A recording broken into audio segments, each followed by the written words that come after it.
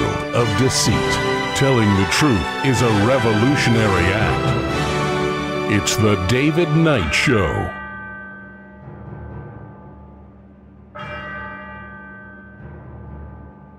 As the clock strikes 13, it's Thursday, the 22nd of January, year of our Lord 2026. Well, the Trump administration has quietly reinstated tens of millions of dollars to Planned Parenthood that they were very publicly proud of cutting in March, then restored it the middle of December and kept it very quiet. We're going to take a look at that. We're also going to take a look at some of the details of the new peace board that was supposedly set up for Gaza. Funny that it doesn't even mention Gaza. But it does give dictatorial powers and billion-dollar tributes to someone who's maybe not just going to be king, but Caesar, maybe Antichrist. And at Davos, we get a standing ovation from the people there who are supposed to be his enemies. We'll take a look at that. Is there a Greenland resolution? Or was it all theater to start with? And what are the limits on the Insurrection Act? $45 billion for ICE. How did they use it? Immediately they had a shopping spree for surveillance equipment, a hiring spree, and now they are looking for industrial warehouse space to be used for prisons. We'll be right back.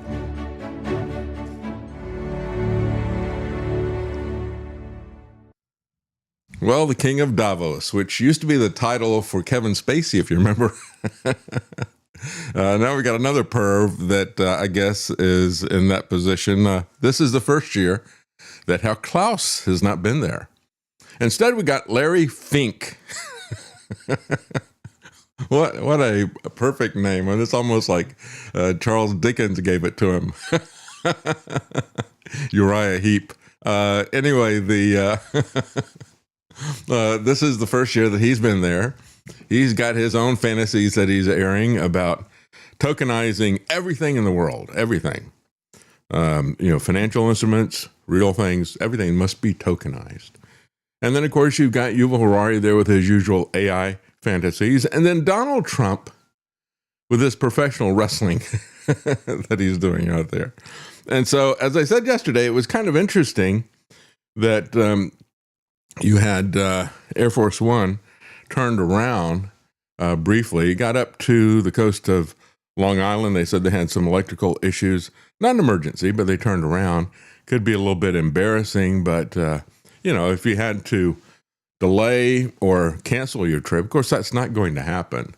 He's got backups. I guess he's got, I don't know how many planes he's got, but he has Air Force One. I'm sure he's got an Air Force Two. That was their backup for that as well. But what I thought was most amazing was the cheering that was put out by this particular account, Richard Meridi. Air Force One emergency turn back, and Trump still went to Davos. The man literally had an Air Force One break on him, and he still made Davos. What a big deal that is, right? What courage. He's a passenger on this stuff. What it shows is that he's not going to have a situation where he loses face by saying, my expensive weaponized plane broke down. No, they're going to have something else that's going to be there. So it delayed things a little bit for one of his interviews, I think. But other than that, there was no, and that may not have even been a consequence of that. So, again, some people, I was, when I saw some of this stuff, I thought, I don't know what's going to happen with that. I still think it's an interesting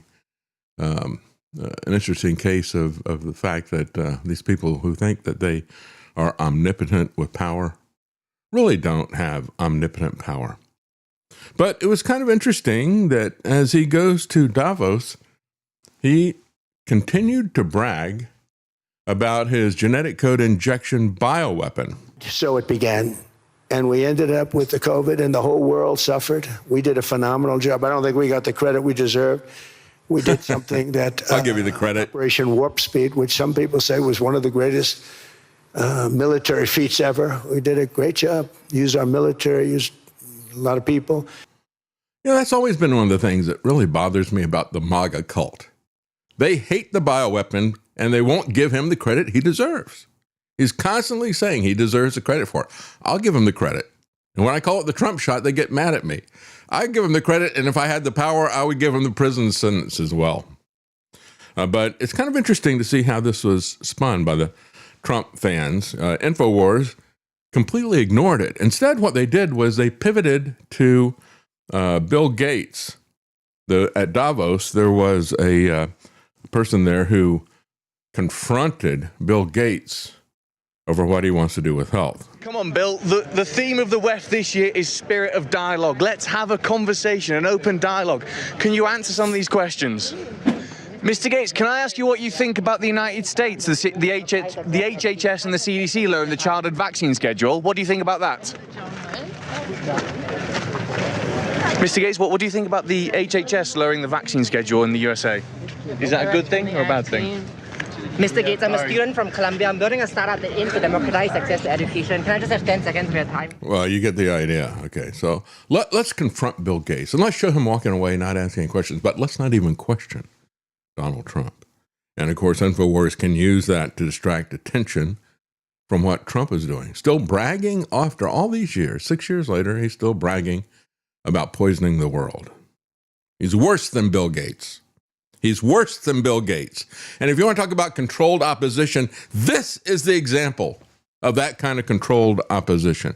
Trump goes there and boasts about it. And so they make it about Bill Gates, who, of course, is also a monster.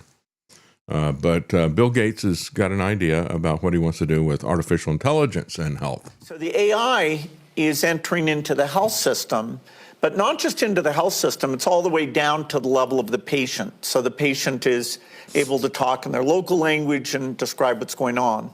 And so in order to make this a reality, to see what works, what doesn't work, we're thrilled that OpenAI and the Gates Foundation are committing an initiative called Horizon 1000, where we'll go into 1,000 primary healthcare clinics in Africa. And the goal is to make the work there much higher quality and, if possible, twice as efficient as it is today, taking away the paperwork that needs to be done, organizing the resources, so the patient knows what's available and when to come for their appointment. So there's all sorts. Yeah, well, notice it's always Africa with Bill Gates. He's got an issue with Africa. And you look at Planned Parenthood, which they have always supported, the Gates family, big supporters of Planned Parenthood. Always focused on the black community, going back to Margaret Sanger. He's in the tradition of Margaret Sanger. Always want to start his new initiatives, which are going to hurt people, always. Let's start those in Africa. We can get away with it in Africa. We've got some corrupt politicians we can pay off, and they'll let us kill their people, which is what Trump is doing. But all right, so we're going to talk about artificial intelligence, and Bill Gates is there saying, we're going to take it down to the personal level. We're going to help people schedule their doctor's appointments and things like that. Now, is that worse than what Trump did on his very first day in office? Remember that? Stargate, where he brings in the head of a Japanese bank that likes to invest in technology startups, brings in his buddy, Larry Ellison, and they talk about combining artificial intelligence and mRNA technology. They said, basically, we're going to use AI to analyze your DNA. Then we're going to custom make drugs for you, if you want to believe that. So they're going to merge AI with genetic modification. Trump picked right back up where he ended. He ended his term focused on a genetic code injection. Then he picks it right back up again, pushing mRNA, genetic code injections, but wetting it with AI. Now, we don't want to talk about that if you're at InfoWars, right? Alex Jones, the people, Breitbart, WorldNet Daily, you name it, Glenn Beck, all these people who are cheering Trump, he's their bread and butter. They're not going to criticize him on Stargate. They're going to focus on other things that Bill Gates is talking about, which, quite frankly, who knows what Gates is going to do, but what he's talking about there is pretty tame compared to what Trump is boasting about and what he's focusing on. And so one guy who's actually talking about the Trump's Genesis mission and his Genesis Act and all the rest of the stuff for AI says, yeah, this is really kind of like the Genesis 6 Act, right? And it really is. It wants to modify us. That is the transhumanist, the technocrat agenda. They've talked about this over and over again. Yuval Harari and Klaus Schwab, we're going to transform humanity physically as well as mentally. That's what they're focused on. But let's not pay attention to that. Let's pretend that Trump went there to tell off the people at Davos. And the Davos people were so beaten up by Donald Trump that this happened. Standing ovation.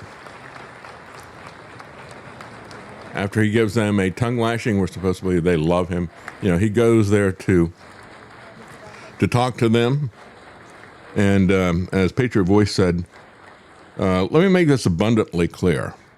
Trump would not be invited personally by BlackRock CEO Larry Flint to be the keynote speaker at Davos if he wasn't all in on their agenda.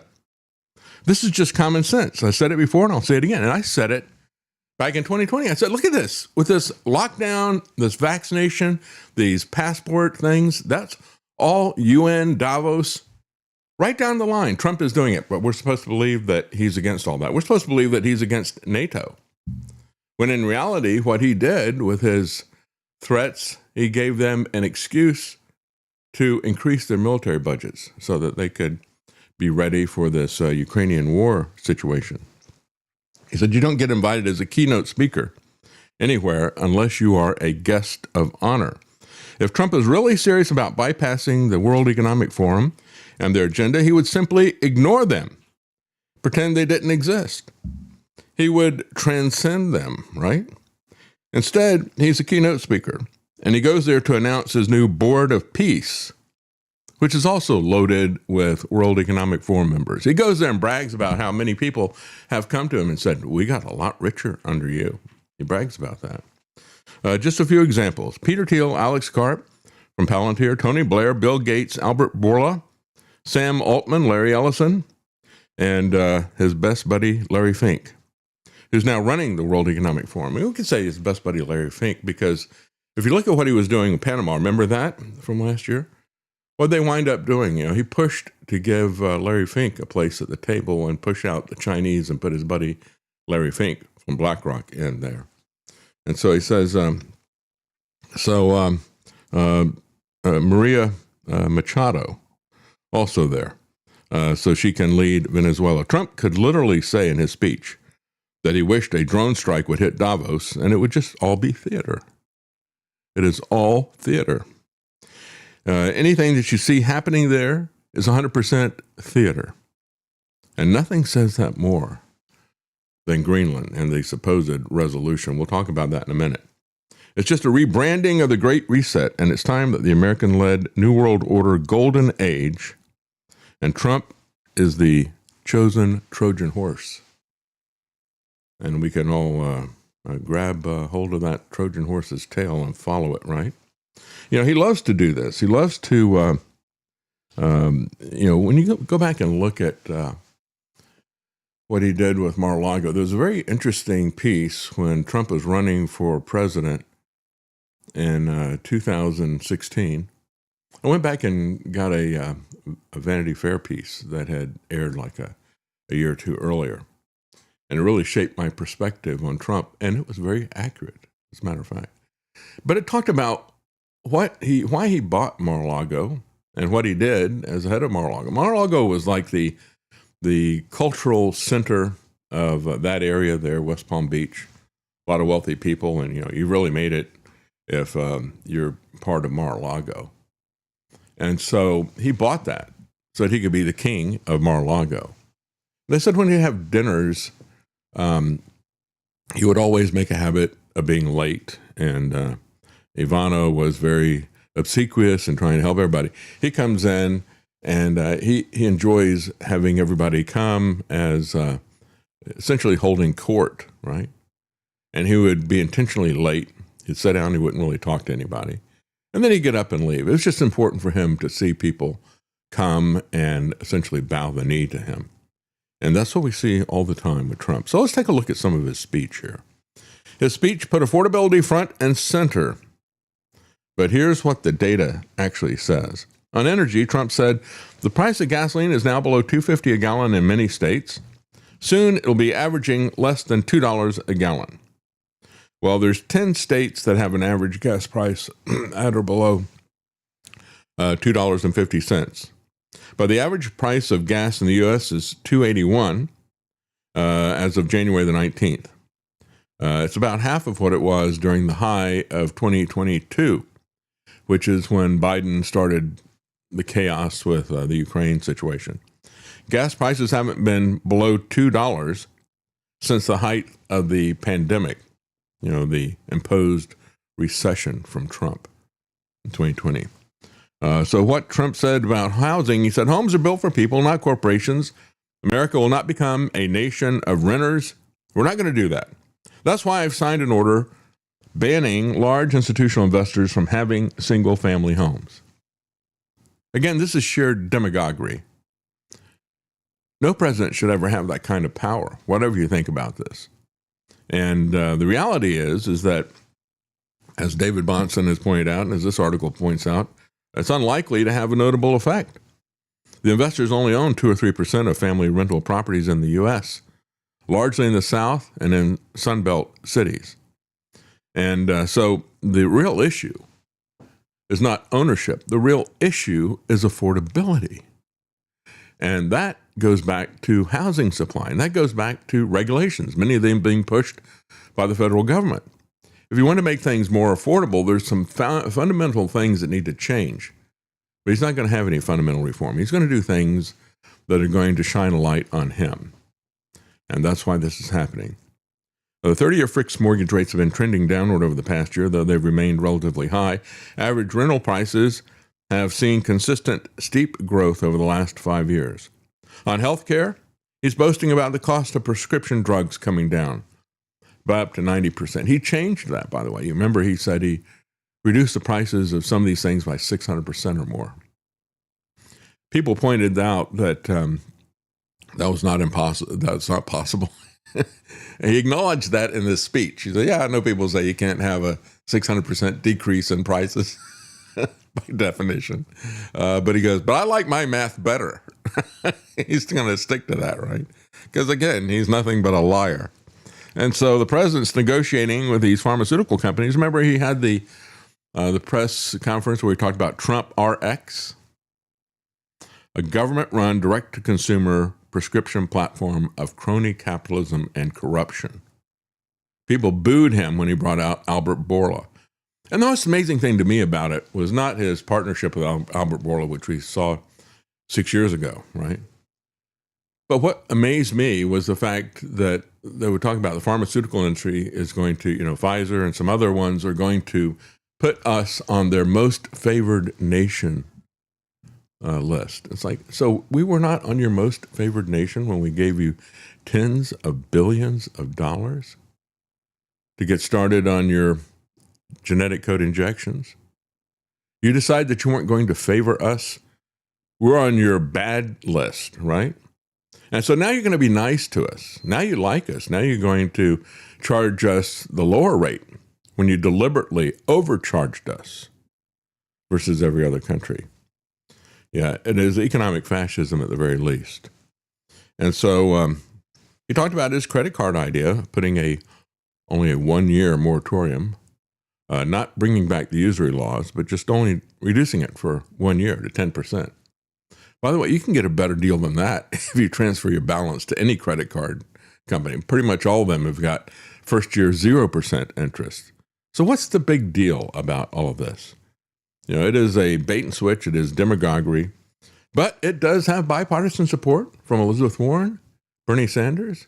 He said, this credit card thing that I'm doing, I look more like Mom Danny. It's like, yeah. On economics, you are a tax and spend Democrat socialist. When it comes to foreign policy, though, you look like Lindsey Graham and some of the worst warmongers we've ever had. The worst of both worlds, the worst of the welfare state. That's Donald Trump. So he had a guy who was actually works for CNN, but he was doing real-time fact-checking and shredding Donald Trump during his speech. And so he covered, some of the topics he covered was the war in Ukraine, windmills in China, insults for Canada and Europe, recycled claims about the 2020 election being rigged. And of course, this time he's talking about how the Somalis were the key part of the election rigging, and ongoing demands for Greenland, including several awkward moments where he kept confusing Greenland with Iceland. Here's an example. Europe, I'm helping NATO, and I've until the last few days when I told them about Iceland, they loved me. They called me daddy, right? The last time. A very smart man said, he's our daddy. He's running it. I was like running it. I went from running it to being a terrible human being. Yeah. He did that at least 3 times. Actually, I think it was 4 times that he called Greenland Iceland. One time he said, it's a place full of ice. So I guess that's where he thinks it's Iceland. But anyway, Trump did not come up with the idea of AI-related companies producing their own electricity, as he claimed again today in Davos, like I said. But that he said that was my idea back in November, which nobody, frankly, had thought up. That's pure fiction, right? Many people were talking about it. What I thought was most telling about that announcement, again, was the fact that he says, well, these companies, they need to understand that our infrastructure is very old, it's crumbling, it's falling apart. So they need to build their own right next to their factories, right? So to me, he didn't come up with that idea, of course. That idea had been out there for a while. But the fact that he was saying our infrastructure is crumbling and I'm not going to do anything about it. So if you want something like that for your business, you better build your own power station, because our public infrastructure is crumbling. I'm not interested in fixing that. Trump claimed that after World War II, we gave Greenland back to Denmark. He said, how stupid were we to do that? How stupid are you if you actually believe that? The 1941 agreement giving the U.S. military the right to operate in Greenland repeatedly said that Denmark retained full sovereignty over Greenland. And we'll get to Greenland in a minute here. Trump's list of 8 wars that he settled include the Ethiopia-Egypt diplomatic dispute that was never a war, a mystery Serbia-Kosovo situation that wasn't a war, the war in Eastern Democratic Republic of Congo that isn't over, and the Thailand-Cambodia border conflict that flared up again just last month. So yeah, it's a lie. Continually giving weapons to Ukraine as he's pretending that he's trying to negotiate for peace. You can't be a mediator if you're arming one side of the conflict. And also doing that in Israel as well. So he said about NATO, we've never gotten anything. The U.S. government, however, had a NATO coalition to go to Afghanistan to support that phony war. So he said they weren't paying their bills. So, he had a lot of talk about the U.S. getting out of NATO just to get them to pony up and buy more weapons from the U.S. That's the way this guy operates. What he does is never really what it's about. In 2024, 18 countries of the 31 have a 2% of GDP target or above. He said we paid for, in my opinion, 100% of NATO. In 2024, U.S. defense spending was 63% of total NATO defense spending. Big, but nowhere near 100%. Trump has now called Greenland Iceland 3 times during his Davos speech, one time the day before. So he says there's more than 56,000 people live on a piece of ice. Therefore, I guess it makes sense to call it Iceland, right? The president started making clear that he's been told you mathematically can't possibly cut prescription drug prices by hundreds of percent, as he repeatedly claimed. But he said that he likes his math better. His $18 trillion invested claim remains fiction. The investment announcements show that, and that's he's saying he got people, foreign countries, to invest in the U.S. Even on the White House's own site, it's not 18 trillion, it's 9.6 trillion. And a lot of that is a massive exaggeration of things that haven't happened. I mean, they took promises from Ursula von der Leyen, remember that? And people were pointing out that'd be almost all of the money that Europe has invested. Now they're going to invest in the United States if the amounts that she promised were true. And she doesn't have any authority to make that kind of commitment. She doesn't adjust the budgets of the individual countries, let alone the individual companies that would be investing that. So it was all just a game. She gives him a press release, and he runs with it. He's very happy to run with it. I see a comment here from iHandy. And he says, AI is already directly involved in your care in the ER here now. Yeah. The doctor carries a phone in his front pocket that dictates everything that's said. Then it assists him in diagnosing and creating a treatment plan. Not surprised at all. I'm surprised that it hadn't happened a long, long time ago. You don't necessarily even need to have AI do that. What the doctors have become is basically a lookup table. You know, let's take the symptoms here, and then let's go over and see what drugs are recommended by Pfizer. That's your treatment. And it's just, you just need to formalize that. It's become algorithmic. The doctors have become robots for the most part, just pill pushers. And if you talk to them, as I realized, about anything that's not in their prescription drug list, their eyes just glaze over and it's like, well, I don't know anything about that.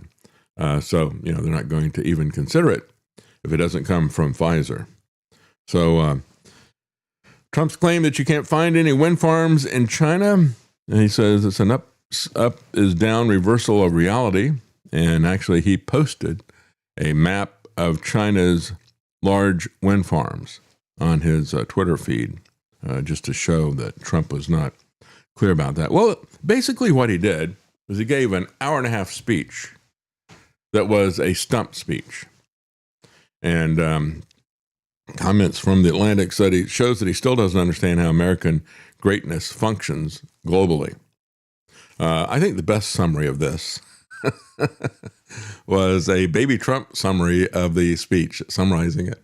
They have these people with AI. They've got this cute little baby, and they have Donald Trump's voice, and the baby is mouthing it. And of course, in this particular one, they've got reactions from other babies in the audience that look like Vladimir Putin or Marco Rubio or other ones. Here's a little bit of that video. Greenland is a vast, almost entirely uninhabited and undeveloped territory that's sitting undefended in a key strategic location between the United States, Russia, and China. That's exactly where it is, right smack in the middle.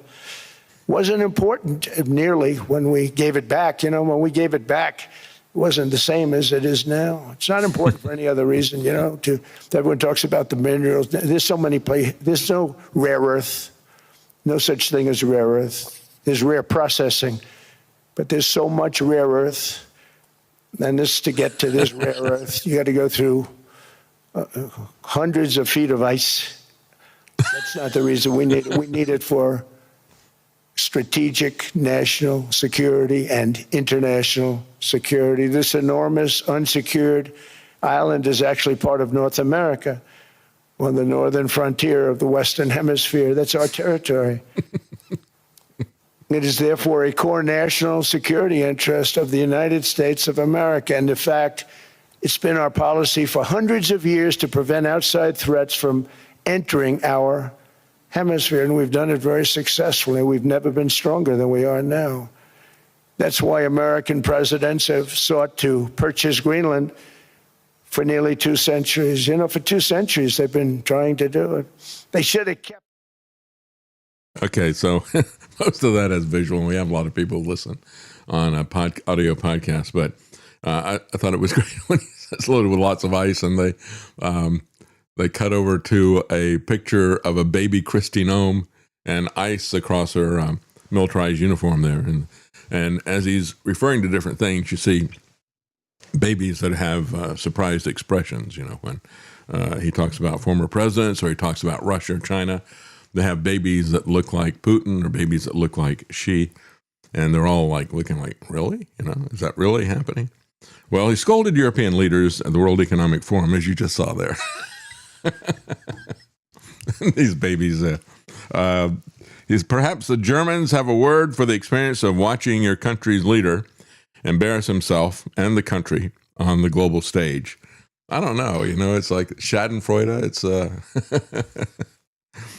he said, without us right now, you'd all be speaking German. Well, maybe they would have a word for that, right? Herr Klaus, you'd be speaking German. Ursula von der Leyen, you'd be speaking German. Actually, they do. That's part of the problem with the World Economic Forum. It really is a Nazi plot economically to take over the world. Where does one start in summarizing such a speech? Says The Atlantic. Do we start with the economic illiteracy, the determination to alienate allies, or the many moments where the president said things that were just blatantly lies? He rambled through more than an hour, and he covered a lot of ground. The most anticipated section was about his ongoing effort to acquire Greenland. Trump argued that only the U.S. could defend the island, which he perplexingly also dismissed as a giant piece of ice. He accidentally called it Iceland on several occasions, and he said Greenland was essential for the Golden Dome missile defense system that he claims he's going to build someday. We'll see about that. Although Trump insisted that he has the utmost respect for both Danes and Greenlanders, nothing else he said evinced any respect. He accused them of being ungrateful for the U.S. defense of Greenland during World War II. He argued that the American government erred when it, quote, gave it back, unquote, after the war.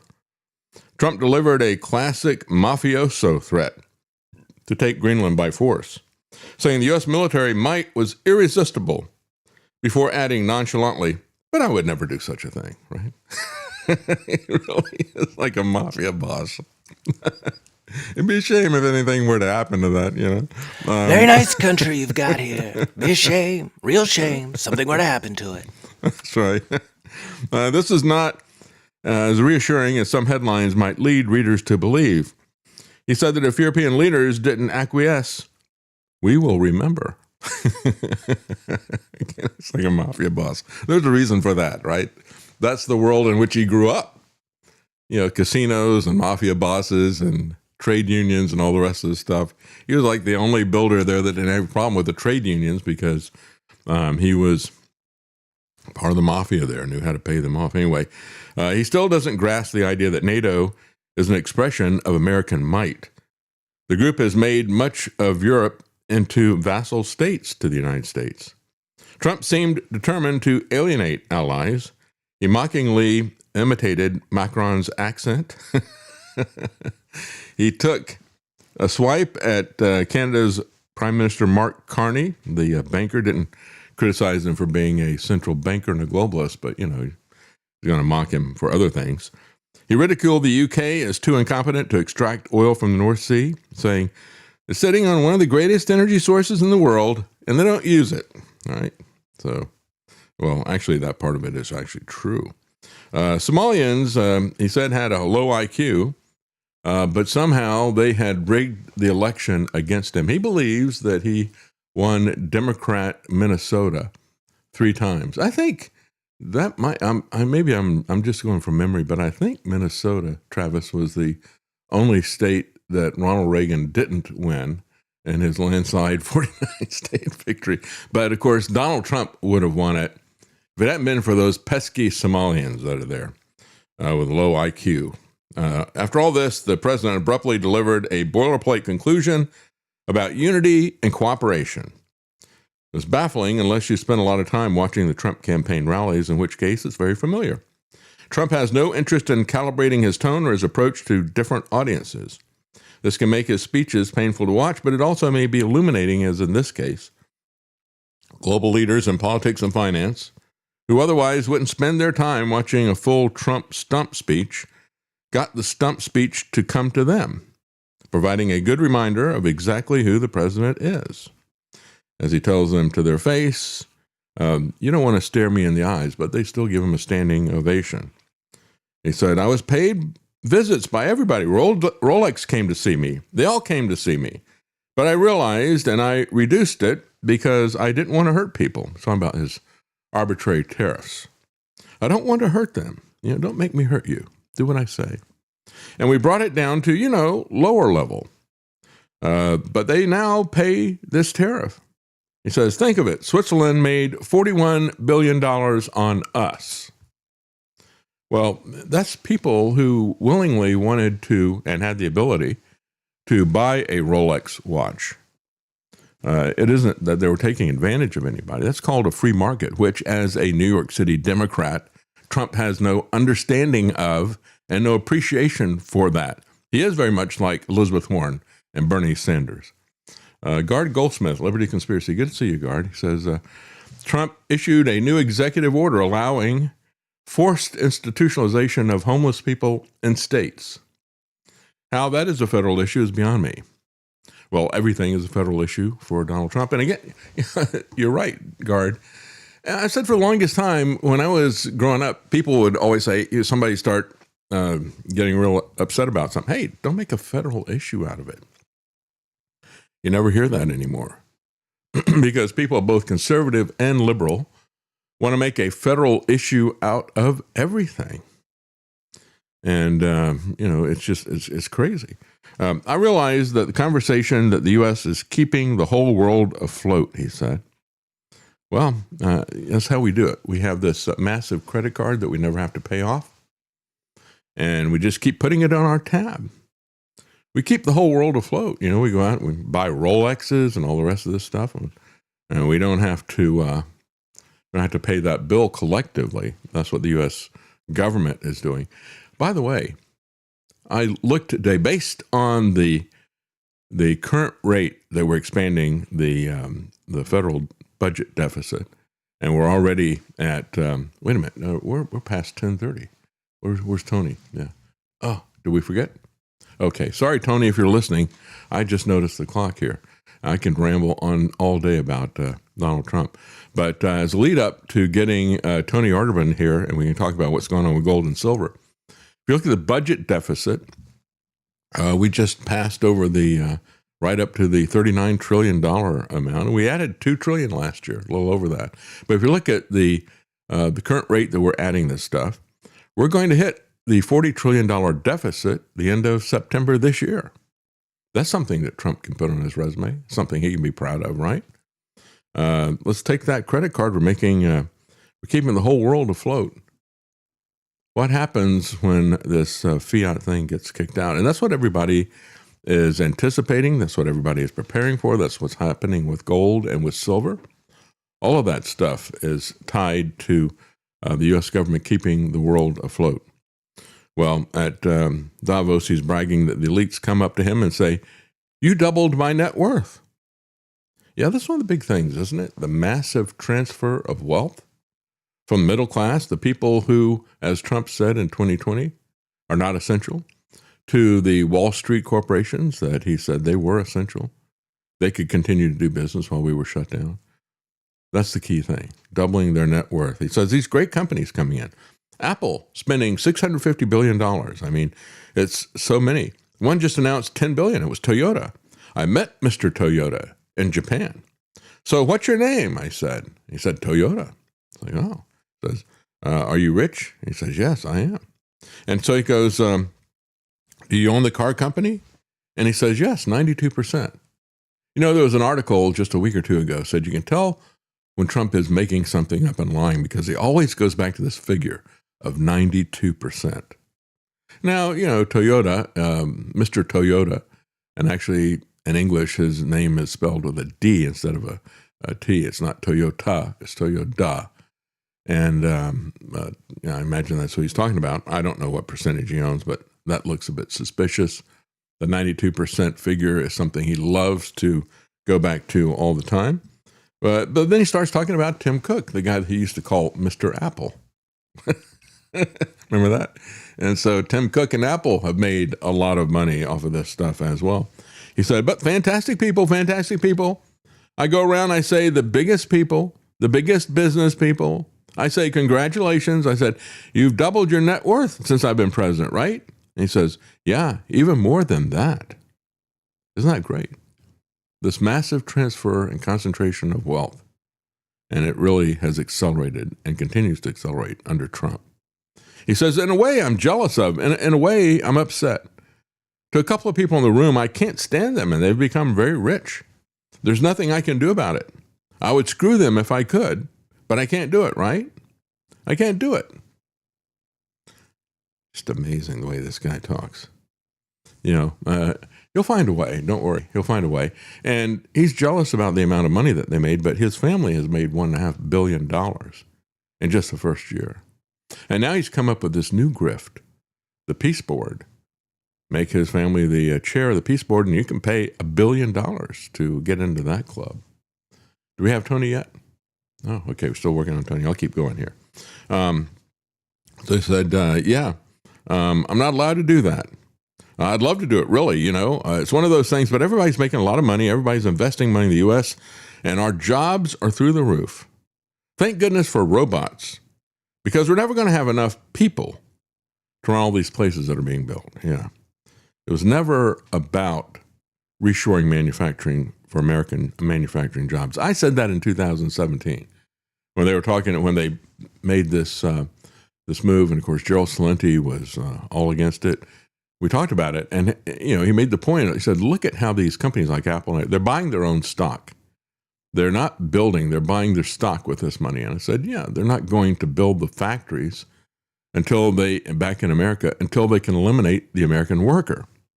Once they get to the point where they know the technology is there for automation, then they'll get another round of gifts.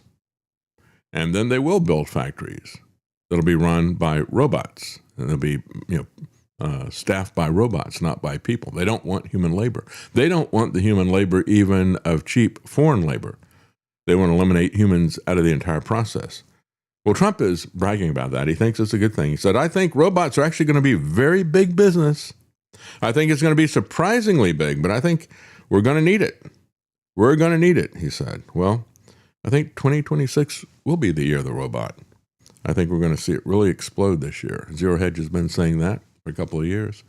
And I think they're right. I think we're right at the point where they're ready to push this out. And then along the lines of what is happening economically, Larry Fink was there. He says, AI, if left on the current trajectory, risked deepening inequality. Well, Trump can't wait for that. He wants to have AI and robots to replace all the people. Maybe that's one of the reasons why he's so eager to kill so many people with his genetic code injection in the first place. And again, all of that is a globalist agenda. Reduction in population for control. And so Larry Fink, who, remember, he was the guy who created all the ESG stuff. And he hasn't paid any price for all the ESG and DEI things that are happening. They just walk away. In the same way that Trump just walked away from the pandemic and the genetic code injection stuff. So most of the people affected by what we talk about here will never come to this conference, said Mr. Fink. He supposedly feels your pain, right?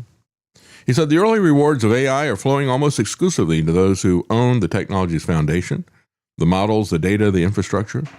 Wage earners risk being left behind. He drew a direct parallel between the impact of AI on white-collar workers and the disruption that globalization inflicted on manufacturing jobs in previous decades. And of course, those manufacturing jobs are gone. They're not going to come back. They're going to be given to robots.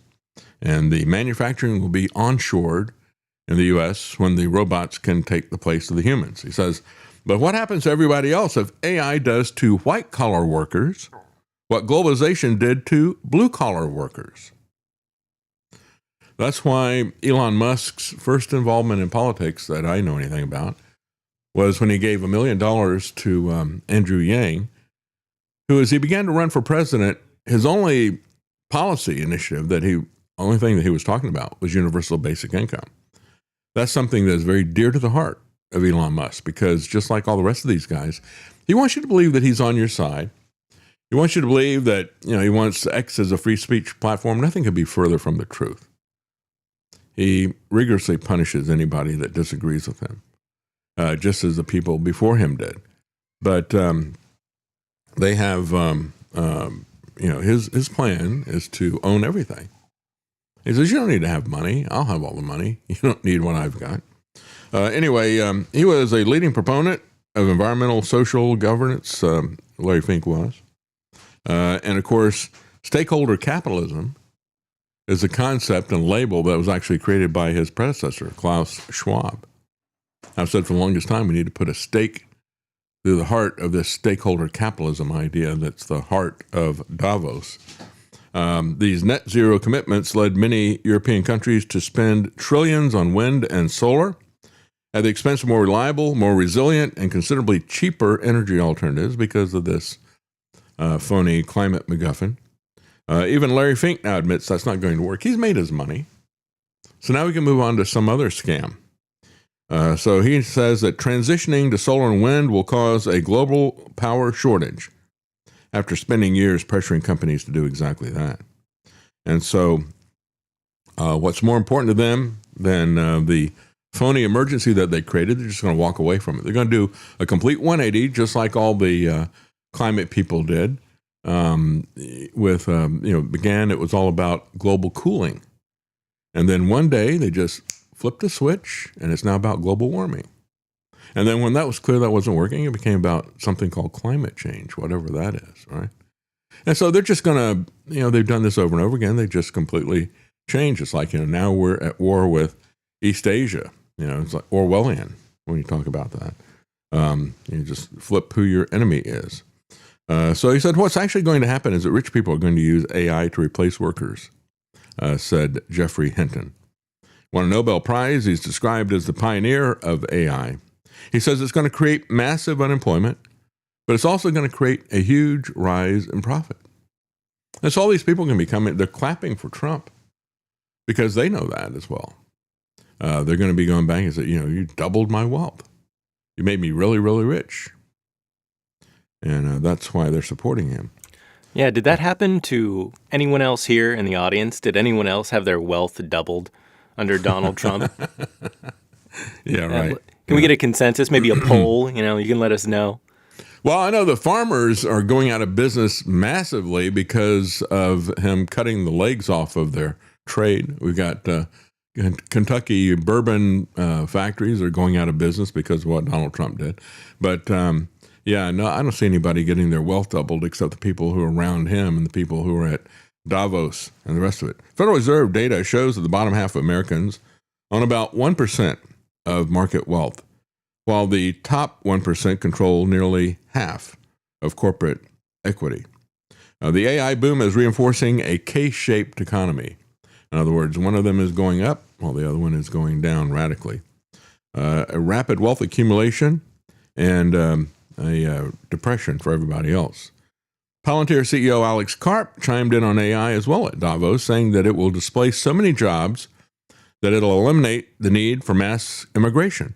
There'll be more than enough jobs for the citizens of your nation, he said. Well, that's the whole purpose, right? People are going to get upset about this, so let's bring in some people from other countries and they can fight them instead of fighting us who create all this stuff. Tony is ready, so without any further ado, we're getting really late getting him on. I apologize for that, but we're going to take a very short break and we'll get Tony on.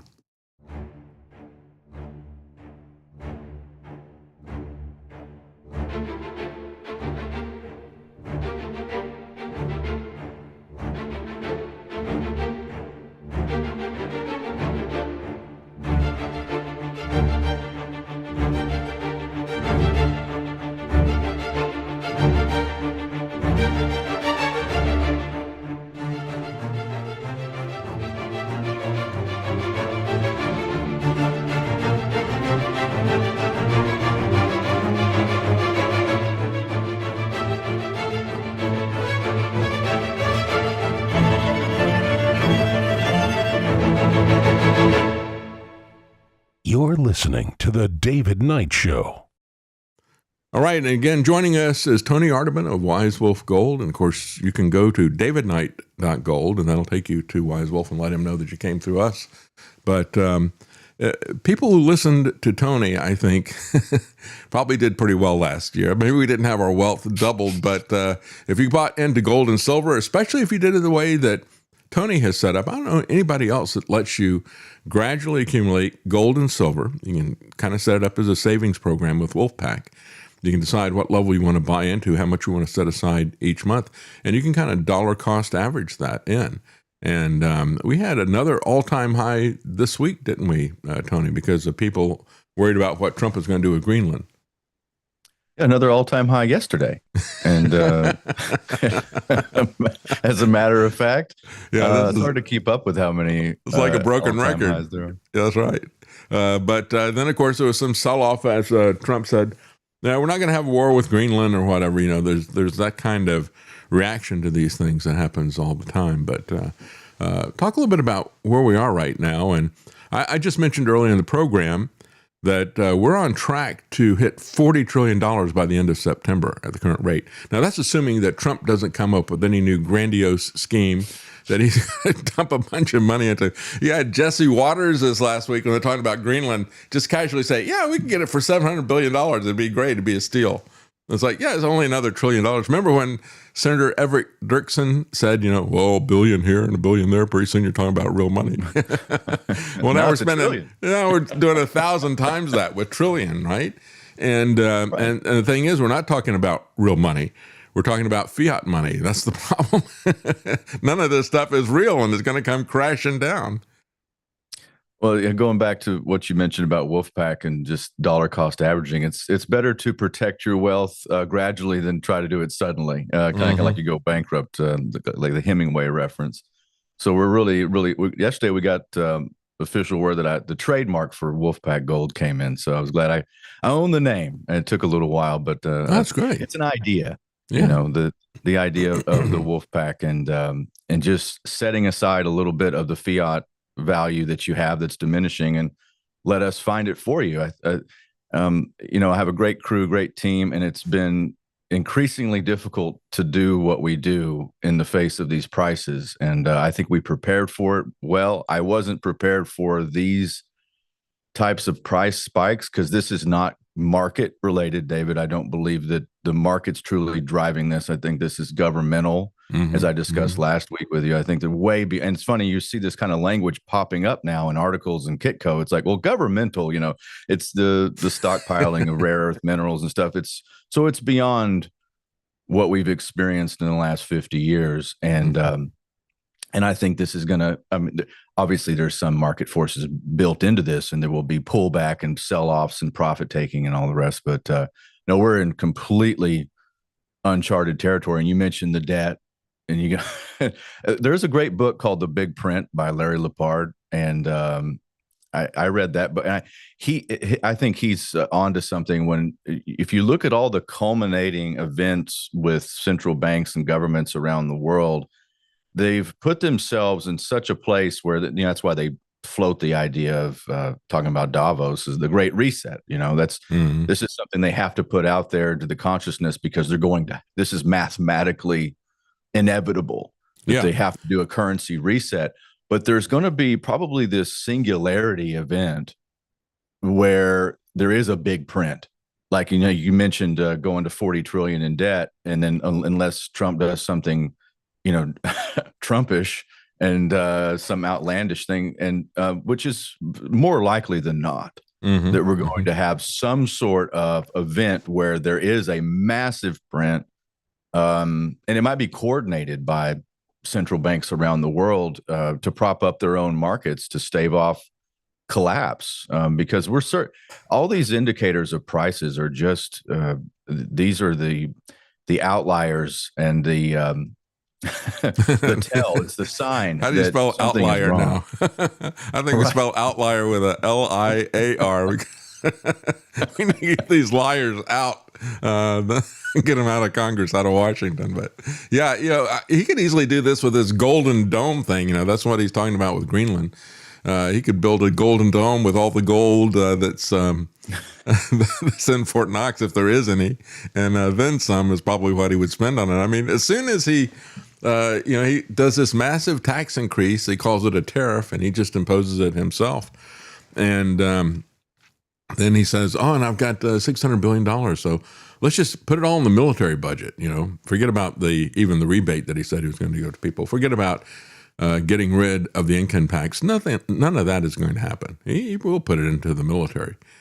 So yeah, he's going to just continue to tax and continue to spend, just like a Democrat. I think one of the most astonishing metrics that I've seen is that if you take all of the revenue that we take in, and minus the tariffs, but if you take all the revenue of taxable internal taxes and you put them together, that just services the interest on the debt. Yeah. That's where we are. That's one of the reasons where we I are, guess he's so desperate to get control of the Federal Reserve under his singular control, right? You look at these evil institutions that are out there, as I said yesterday, the UN, the Federal Reserve. His instinct is not to end them, not even to reform them. His instinct is to become them, to become a one-man Federal Reserve, a one-man UN with his peace board and all the rest of this stuff.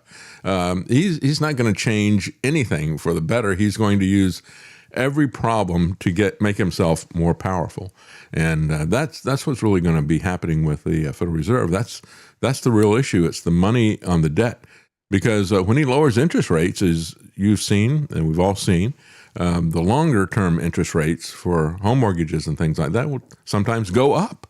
They'll either be unaffected or they'll go up when they lower the short term interest rates. And I think you're also something else that may kick in pretty soon is as he's, gotten all these people in NATO and Europe angry over this Greenland thing, they were already starting to talk about doing a boycott of buying U.S. Treasury bills. That could bring things to a head too, couldn't it? It absolutely could. I mean, I was listening to your show yesterday. You mentioned that central banks now hold more gold than they do U.S. Treasuries. Mm-hmm. And that metric, again, the dollar is still number one held by central banks, but number two is gold. And it supplanted the euro like 18 months ago as number two. And that's why the European Central Bank, so that gold was a threat to the system. No, it's a threat to your fake money, and I think the metrics of dollar usage post World War II, right after Bretton Woods, it was about 90% of the world used the dollar. Mm-hmm. We supplanted the pound sterling, and the dollar was the world's reserve currency. So about 90% of usage, and that went to past 1971, and then started to a slow decline. So I think the year 2001, we're at about 75% of world usage for the U.S. dollar. And then in the last few years, and just talking on your show, this was something I watched, was the dollar usage, so the money velocity. And it went from about 56% of usage in 2022, following our sanctions on Russia after they invaded Ukraine. And then it's dropped all the way down to about 40% in just that time. So, if you look at and that's the phenomenon of de-dollarization, David. I think that's the key indicator in all of this, whether you're talking about the petrodollar or anything else surrounding that, or how much we're going to print. The dollar usage around the world is declining. And even though 80% of all of our $100 bills aren't in this country, they're outside of the continental United States, and 65% of all paper currencies outside the continental United States, less and less is being used. Mm-hmm. And eventually those dollars will be repatriated, but we're going to continue to print more as the world uses less. So you tell me, what does that spell for the purchasing power of that currency unit? And there's really not any great options to prop that up at this point if you've lost so much usage in such a short period of time. Mm-hmm. And that's why I think that's what we're watching really with these prices of gold and silver is governmental forces and supply, and then showing the weakness of how much actual physical is in the market. Mm-hmm. But it's that loss of usage by the dollar as the world reserve currency at the same time that's really showing up in the prices of gold and silver, Dave. Yeah. I just curious. Yesterday I went back and I looked. I wonder if we're in the territory of not worth the Continental yet. So I went back and looked to see what had happened to the value of a Continental during the war, Revolutionary War. And it went. They started out, referring it to the Spanish dollar, which was out of gold or silver, right? And they made a few Continentals that were made out of silver. And by the way, those are worth a lot right now because of historical value and that type of thing. Yeah. They've had some of them sell at like $1.5 million for one Continental dollar because of collectible type of thing. But And there were also some pewter and brass versions of those, and those are selling for tens or hundreds of thousands of dollars as well. But the actual paper that's there, even though it may have some historical value, the paper right away dropped to 1/1000th of its value. So in other words, the dollar quickly became 1/10 of a cent. The paper continental dollars. We're not quite there yet. We have lost since the Federal Reserve was created. Prior to that, we'd been on the gold standard for a very long time, many, many decades. But since the Federal Reserve was created, we have lost 97% of the value of the dollar in terms of purchasing power. So we're not quite in continental territory yet, but just wait, that may be coming, right? Well, we're very close. Yeah. If you look at this, some astonishing metrics, if you just use a calculator and a little bit of history, you go back to 1933, right before Franklin Roosevelt, had that executive order about turning in your gold, and you look at a $20 gold piece. That was $20. So think about it. This was $20 in 1933. It's basically an ounce of gold. It's 0.9675 ounces. It's the way that it was set up on our gold silver ratio. So a $20 gold piece was basically an ounce of gold. So today that's around $4,800 at spot. Mm-hmm. That's what $20 was in 1933. Mm-hmm. So the issue is the expansion of the money supply. That's the magic trick. Like it's the gold retained its value. It's the $20 that went into oblivion, and that's that 97% that you're talking about. And honestly, I don't think that we've reached a point yet where that the true loss of value has been exposed relative to the money supply. Mm-hmm. Mm-hmm. I think that it's worse than it. I mean, think about all of the liquidity that's trapped in these markets or so-called investments and other things that isn't real. Mm-hmm. And you talk about this stuff that's papered over or has been propped up by the central bank, and so I don't think that we're there yet as far as like a complete exposure, like in the reset. But it's going to be found, like the true value is going to be found in these commodities, and we're seeing this is the beginning of that, and there's no going back. Like I've had people call and say, "Hey, I'm going to pause my subscription until prices come down." I don't, I love you, but I don't, and I'm not, this isn't even like an infomercial. I just don't believe that's going to happen. Yeah. And if it does, it will be probably something really bad. Like, I don't know if you'll be able to use the banking system. I don't know.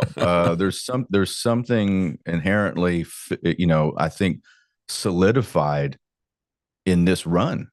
Well, I think the analogy here, I think back to the Warner Brothers cartoons, right, where you had Wile E. Coyote and he goes running off the cliff and he keeps going for a while until he looks down and sees that there's nothing there. And then after that realization, he drops like a rock. And I think that's really what we're talking about. People are going along, running on this fiction of fiat currency. And at some point, people are going to realize that there's nothing to it. And then everything is going to drop like a rock. And then you're going to have this massive boulder of 40 trillion or 50 trillion or whatever it is at that point in time. It's going to be following us all the way down to smash us when we hit the bottom. That's going to be a Wile E. Coyote moment. You're absolutely right. The Art Buckminster Fuller quote, people cannot get out of the way of what they don't see coming. Yeah. It's just always been some kind of stability thing, or we've bounced back, or you've had a, end of the 1970s move by the Fed to raise interest rates to the teens to just wrap its arms around inflation. Of course, you could take out the Hunt family for exposing how weak the dollar was through silver and stop the speculation and do the manipulation of markets of gold like they did for so long. And then all of a sudden central banks start buying gold, and this becomes weaponized against the dollar, and that's what we're seeing. And it's really, you can't fix those things anymore. Yeah, and you can't paper over silver anymore. Good luck. There's too many eyes on it, and it's become part of the fourth dimensional warfare. Nation state currency wars. So it's fixed. That this market is permanent with the way we are right now. Like, we're not going back to $15, $20 silver. Or $30 silver. I don't see it. I don't see how you could possibly sell off like that. And especially knowing that there's the metrics, the statistics out there are alarming. Like, the 75% or so of the silver that hits the supply is coming from companies mining nickel and copper. It's like a sideshow. And so as if the economy suffers and there's less need for copper or nickel, there's not going to be as much silver because it's something that they just mine on top of what they're already looking for. And so we're years out from, because silver was so low for so long, it didn't support mining companies.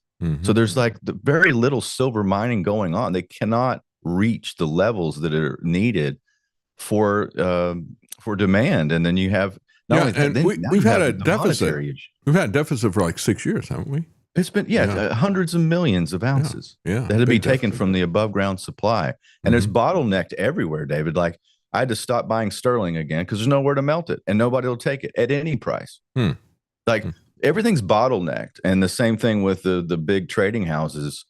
You want to, like, my job has become like my subconscious solves problems in my head while I sleep, because I have to get up in the morning. Like, do we clear this? Like the amount of stuff clearing because of the amount of selling, and then the bottlenecks of it is. I know that it's across the board. It has to be industry wide. That a lot of operators are like, how do I even navigate this? Because it is so uncertain, and yet the prices continue to rise. That's the tell. Yeah, that's the tell that something else is afoot here. It's absolutely right. You're dealing in an economy that's already in hyperinflation. You're dealing in silver and gold. Yeah. We talk all the time about that Hemingway quote. How somebody that's very wealthy go bankrupt? And he said, well, gradually and then suddenly. There was another quote that I went to. The panacea. This week. And the fact that Hemingway said, we look at these corrupt empires, what they first do is they try to inflate everything and solve things with inflation. The next thing, when that doesn't work, they take you to war. And boy, I tell you, is that not Trump in a nutshell? Inflation and war. It's just, he is the guy that they've handpicked to lead the sheeple into this whole situation, I think.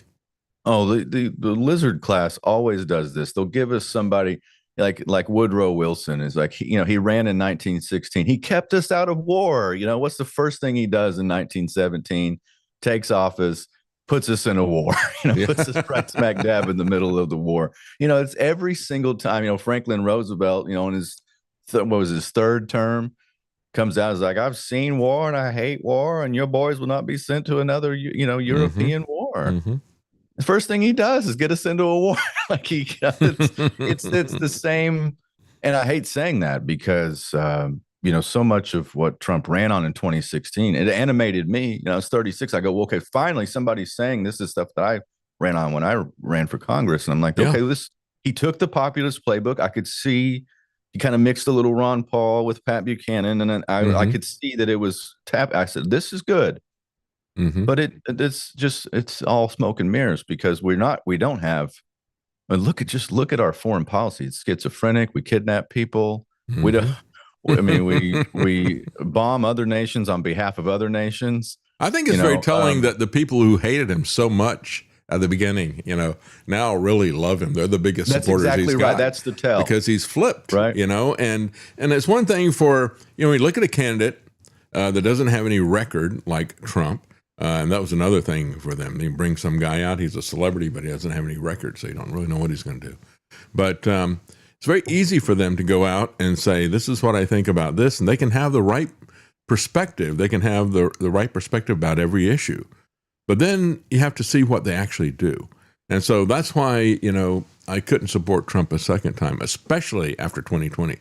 That was just unprecedented, what happened with that, with the lockdown, all the rest. And I knew that was the deep state plan that they'd been practicing for 20 years. If that doesn't tell you that Trump is deep state, nothing will. And so, that's where we are right now. Well, I think crazy. It's very dangerous times if you think this is normal behavior by the powers that be. I mean, you need to read a little bit. You need to sit with that and pray about it, because I don't think that we've behaved like this. There's other empires that have behaved kind of like we are behaving, but there's no real example of a nation with our power and standing that has declined as rapidly as we have, and also is making plans for something. Like we can clearly see that we're setting something up, whether hemispheric. I don't know if it's related to the Wolfowitz memorandum of 1992. We're setting up, the thing with Venezuela, looking at Greenland, like whatever Greenland means to us. There's a lot going on here, and I mean, ultimately, it's God's world. I mean, you got to leave it up to God. Well, at some I point. think there's a Nothing I lot can change. of pointers going back to the technocracy, of course. You look at the map that he's got there and everything, but it's more than just a map. And it's more than just let's consolidate everything in the Western Hemisphere under the United States. It also goes back to the fact that they wanted everything valued in commodities and things like that, and in energy specifically. And so I think that's a big part of the move in Venezuela. They have tremendous resources, so make that move first, nail that down, and so you keep going back and seeing these contours that look very similar to what the technocracy wanted. But it is everything that is there is talking about a massive change that is coming. And so that's why it's very important for people to latch onto something that's been stable for millennia, and that's gold and silver. That's about the only thing that we can do to try to get out of the way of what is coming. And it's going to be difficult to do that anyway. When they have a war that starts, whether it's a domestic civil war that Trump is pushing, or whether it is foreign wars and things like that, it's still going to affect us, even if we don't agree with it. There's nothing we can do to stop that, and there's only so much that we can do to prepare for it. But whatever we can do, we need to prepare for it. And a key part of that is to try to get the what we've worked for and saved, to try to get that into something that's going to be more stable, like gold and silver. Well, certainly, especially with the lack of trust, and where the collapse of trust started. It didn't start at the bottom; it started at the top. Yeah. Look at the central banks; they don't trust each other. It's clear. I mean, the central banks, the They financial know each powers, other. they know who know what they're doing. I mean, this is the amount of gold purchased by central banks in 2009 was about 0%, and now it makes up the majority of purchases. Because the central banks are moving away from those currencies. They just see this system is broken, so they don't even trust each other. They don't trust governments, and neither should you. That's I mean, right. this is the system's going through changes, so don't be too overexposed. The thing about, I ran a simulation through AI to look at the S&P 500 versus gold from 1975 on. And it was like, well, this could be misleading. It's like the S&P 500 outperformed gold if you just bought ounces of gold. However, you have to add in taxable gains, companies that went out of business. Like you'd have to move it around. It wouldn't be. So you're talking about counterparty risk inside of that. If you just bought gold at the end of the day, like, in 1980, it took 1 ounce of gold to get a share of the S&P 500. By 2000, it was 5 ounces. And then by 2011, it's 0.5 and then declining. So that's where, you can look at the metrics of how much it costs to play in something of the traditional stock market. But you've just been better off with counterparty risk and exposure and not having to do anything. You've been better off just buying an ounce of gold. Yeah. Than to play all those games that you have to play in the traditional markets. That's right. Yeah. Just to try to preserve what you've got at this point in time, rather than to try to, hit a home run with timing or something like that. Anything that you want to tell us besides the fact you now got Wolfpack trademarked? What's anything else happening with? No, I'm real Wise Wolf? thankful for that. I'm just thank everybody who's still a part of it. We're doing the best we can at the shop. I had to stop buying, and I don't know how long I'm going to run this, but both of my physical shops, I stopped buying at 3 p.m. daily. You just can't do it anymore. It's so much coming in, and I try to serve as many people as I can, but it's been hard on my crews, and I'm like, I'm going to stop buying at 3, give people a break, and catch up on inventory. Well, you can always buy from us. That's never a problem. We got plenty of supply right now. But I would just say, for those who are in Wolfpack, it just hold as long as you can, because we'll continue to put the best products in there. That I'm always looking for loopholes too. Like what can I find that would be even more interesting? And I started doing another thing I did, David, is if you're in Wolfpack, you're going to get like some collectible stuff. When you get silver dollars from me, or like or like silver dimes. Like there's mercury dimes, there's barber dimes in there. They're worth like 5 times what I put in there. I don't have time to do collectibles, but you'll get them at no charge. I'm just charging you for the silver. They're literally, and I would say I talked to Yeka about this, my head trader, and she's wonderful. I said, we're just doing melt on constitutional silver. She said, yeah. I said, just continue to do that. So we, because there's no outlet for it, like I can't even sell it to the trading houses anymore. They won't take it. I mean, just because they're so backed up, and I won't get paid for weeks. So the constitutional silver, if you go to Wolf or davidknight.gold and then go to Wolfpack, that's called Constitutional Wolf. If you go into one of those packages, like 250 or 5, you can buy at one time. You just get stuff at spot. So like you're getting silver dollars at spot. you're getting, I mean, that's nuts. And because that's what we're buying. We're having to buy them under melt level. So you're getting and there's collectibles in there too. So that's probably the best deal that I have right Who now. knows? Maybe you'll get a continental silver dollar. No, I hope not. That one I'd like to keep. I'm sorry. $1.5 million for an ounce of silver, right? Yeah, I think I'd hold on to that one. But you get silver dollars from the 1800s all the time. Those Morgans, I put those in there. You know, I buy them by the bag full, and so we just pass those on to Wolfpack members. That's great. Well, I really do appreciate it, Tony, and it's been a good thing for all of our listeners who have gotten into this, of course, in the last year. I don't see anything changing except for the trends getting worse. And Gerald Celente sees it the same way. As he said, you know, Trump has been really good for silver and gold because he's really bad for the economy. So, and for the dollar. And that's only going to accelerate this next year as he becomes the Federal Reserve himself. And they continue we're going to hit the $40 trillion mark. That's going to be a shot in the arm to gold and silver psychologically right there. Because, you know, every time you see something happen, you know, when gold crosses the $2,000 an ounce milestone, it's like, oh, okay, everybody recalibrates the way they see things.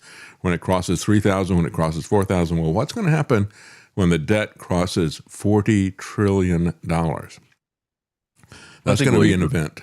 Easily be a $5,000 gold here very soon, and silver will hit 100. I don't know what happens next. Yeah, I don't know. It's definitely definitely no going back. Yeah, this is we're boldly going where no one has gone before. I guess we could say we're goldly going where no one has gone. I like that. That's very good. Dave. Okay, well, thanks, Tony. It's always great talking to you. Again, go to davidknight.gold. That'll take you to Wise Wolf, and you can buy whatever you want. Tony will sell it to you, or you can start your own savings program with Wolfpack. Thank you so much, Tony. Always great talking to you. Yes, sir. Folks, we're going to take a real quick break, and we will be right back.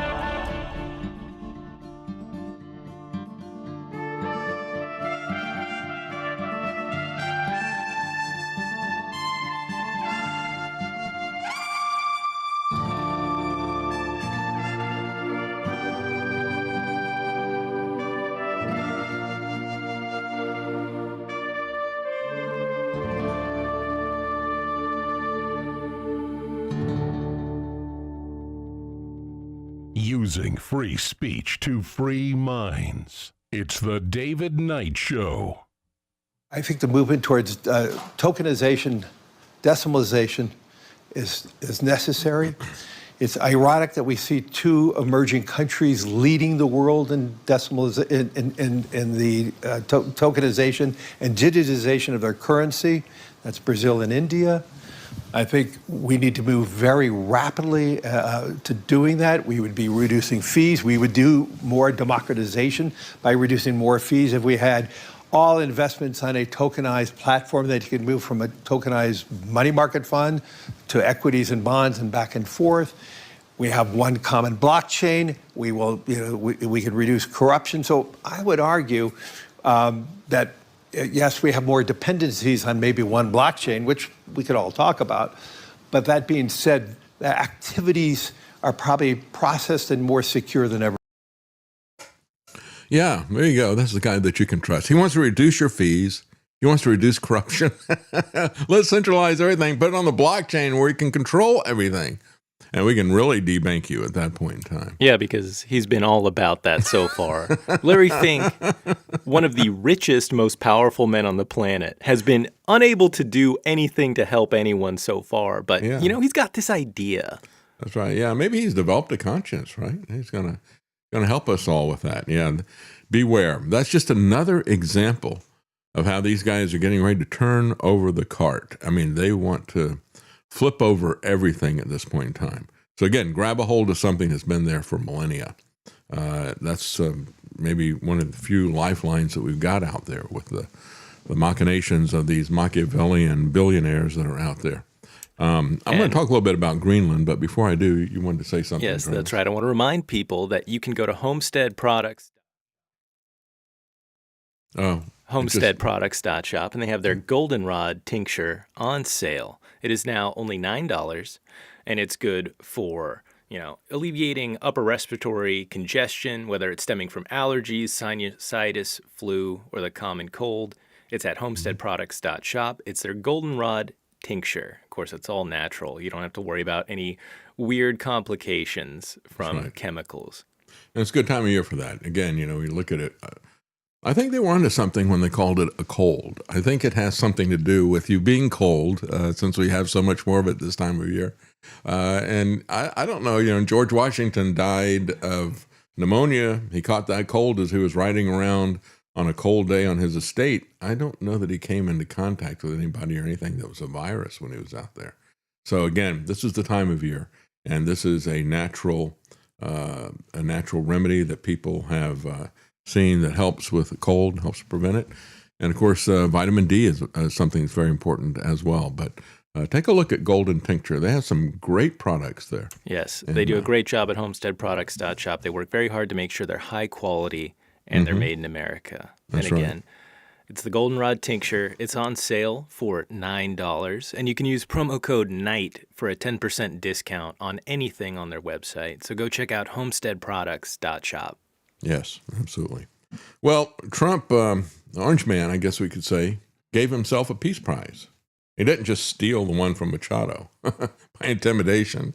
He also gave himself a peace prize. Sorry to cut in, but we do have comments, and we should get to those before we move on. Yeah. We have North American House Hippo, and thank you very much for the tip. We appreciate it. He says, sad, terrible news. My account, Trump at Davos-1 2020, was banned at the Gateway Puppets. Must be something I said. Yeah, well, 2020 is hindsight, isn't it? That was when he was last at Davos. We know what happened after that. Right after that, within about 10 days, you had his big pharmaceutical HHS secretary declared a pandemic of COVID. And even at that point in time, they claimed that there was something like a half dozen people that had it. It's ridiculous. But it came right after Davos. I wonder what they were talking about in those back rooms. So 21 gun salute, pour one out for Trump at Davos 2020. The account is gone. And we have Mark Kernicki, says America Only Party. We have just completed filing our first candidate here in Hillsdale County, Michigan. and 30 plus other men are on the edge of completing their papers for the race. So they're getting involved locally. Good. And they good. are running their own people, and that's what you really have to do. You're not going to be able to take back Washington, D.C. There's billions of dollars at play there. We simply cannot compete at that scale. Yes. But you do stand a chance at the local level, and that's where you can have direct impact on your life and the lives of the people you know and care about. I agree. Yeah, they make it difficult to get on the ballot, and you have to create parties to get on ballots and things like that in most places. But it's difficult to get on there, and it's impossible to get into the debates. But you still have more leverage at the local level. That is absolutely true. Well, as I was saying, the Orange Man has given himself a peace prize, a piece of Greenland, to be exact. And so we're going to take a look at this. Is this something that is really going to hold up? Is it real? As Trump was saying there, he said, forever. It'll be forever, he said, about his quote-unquote deal. And he said, that's better than the Obama deal with the famous Iran nuclear deal with a 9-year deal. No, this one is forever. This is long run. You know, Obama is living rent-free in Trump's head. I think that's a big part of his obsession with the Peace Prize. You know, Obama got this Peace Prize right away. Why can't I get mine? You know, where's my Peace Prize? And so here he is about a deal. And Obama had a deal. We're going to do another one. As a matter of fact, you got the left out there. Somebody just asked Big Mike if Barack would run again for president if Trump changed things so that he could run for a third term. Well, I don't know that Trump is going to change anything for a third term. I mean, this is Bannon pushing this. Bannon has absolutely no respect for the Constitution. In that regard, he's just like the rest of the Trumpsters out there. But Denmark is not so sure that they agree with this deal. Denmark has rejected Trump's Greenland negotiations. Denmark will not enter into talks about giving up, quote, fundamental principles, said their foreign minister. After Trump said at Davos, he said, we're going to have immediate negotiations aimed at taking control of Greenland. During a lengthy speech at Davos, Trump reiterated that the U.S. would seize Greenland from Denmark. He said, Greenland is our territory. He said he's seeking immediate negotiations to once again discuss the acquisition. And of course, he put out this meme. There he is planting the flag like some 19th century conqueror. It says Greenland, U.S. territory, established 2026. And standing behind him is J.D. Vance and Marco Rubio. Well, some people took that still picture and fed it into Grok, and they got this. A group of polar bears dragging the three of them off, and then one of them coming up and smiling at the camera. And then somebody else put up this meme, a polar bear gnawing a bloody bone with a MAGA cap in the front as a prop there.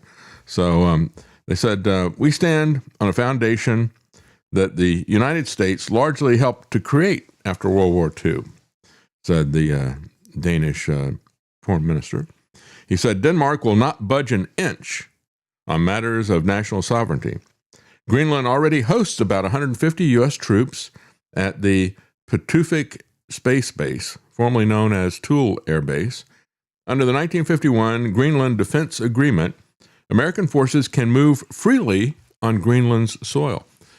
And this is what I said, and I think this is going to be the compromise, as one person called it, Green-tanamo.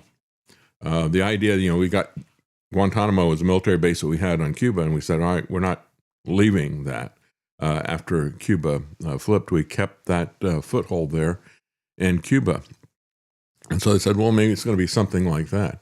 Maybe what they'll do is have some kind of a face-saving thing for Trump where he basically is allowed to put more military bases in there, except he's already allowed under a treaty to do that. I've been saying that for the longest time. You've heard this on the show. I said, he's had this treaty since 1951 or whatever, saying they can move about freely on Greenland. They can put as many military bases as they feel are necessary in Greenland.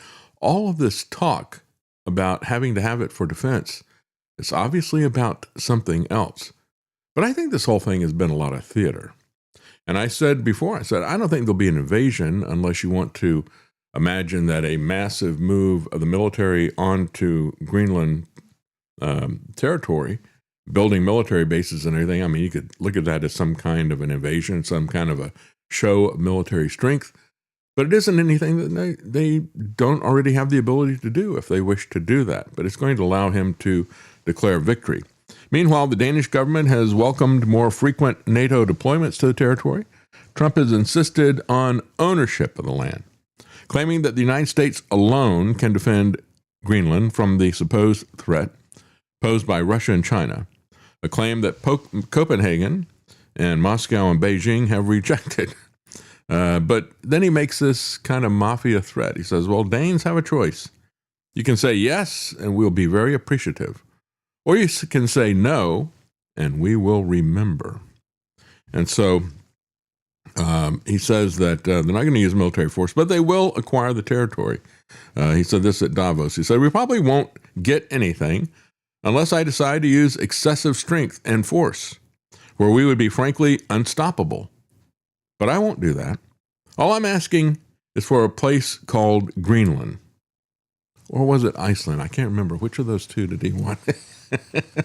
He can't remember either. Maybe this is your fault. You've played that Green Acres is the place to be quite a few times. That's right. Yeah, he's gonna. We should do a little clip of that and change the lyrics around. So it's like Greenland is a place I want to be. Prior to his remarks at World Economic Forum, Trump refused to rule out deploying the military to claim the territory. In his address, the president demanded that Denmark enter into immediate talks with the U.S. about transferring control of Greenland to Washington, and they came back and said, no, we're not going to do that. A Danish MP said of Greenland, he said, it would be war, and we would be fighting against each other. And he said this. He said, there is no threat. There is no hostility. There is no need, because Americans already have access to Greenland, both militarily and in all other ways, he said. There is no drug route. There is no illegitimate government in Greenland. There is absolutely no justification for it. No historical ownership, no broken treaties, nothing can justify it. Again, it's very much like Canada.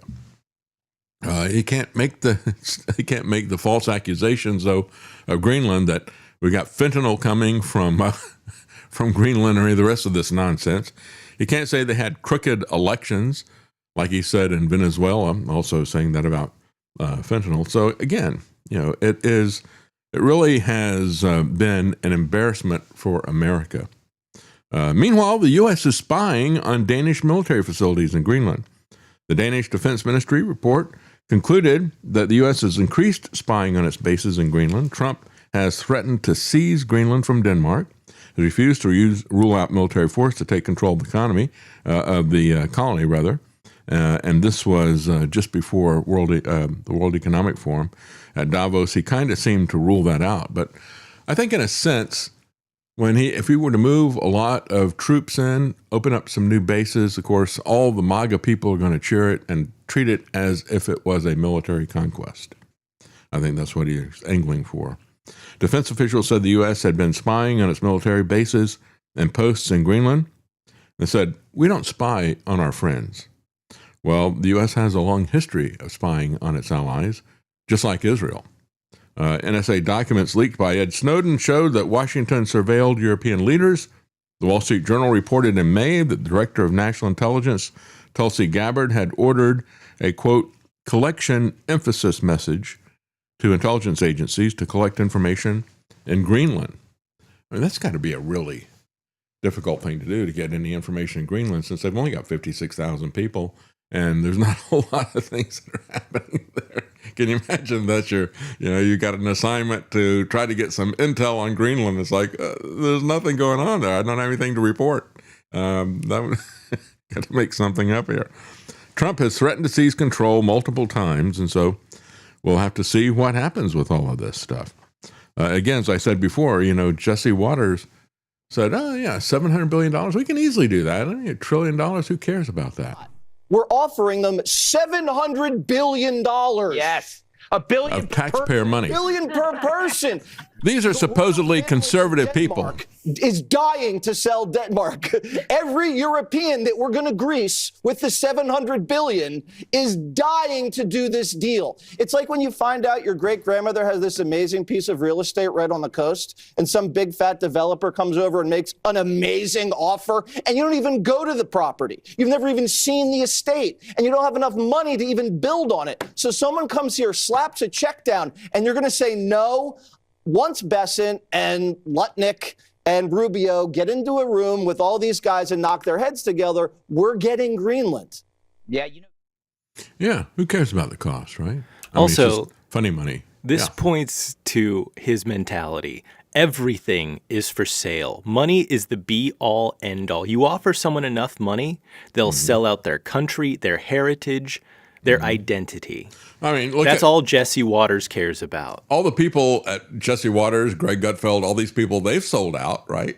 They sold out to Trump. They sold out all principles, all conservative issues, all economic concerns. They've sold everything out to Donald Trump. And he didn't get $700 billion, so he's looking at this like, man, they're getting a good deal. Yeah, I know. Yeah, we can print up this money. We can give them funny money. We can give them continental dollars. Because we want to be the continent. We want to be the entire continent, north and south.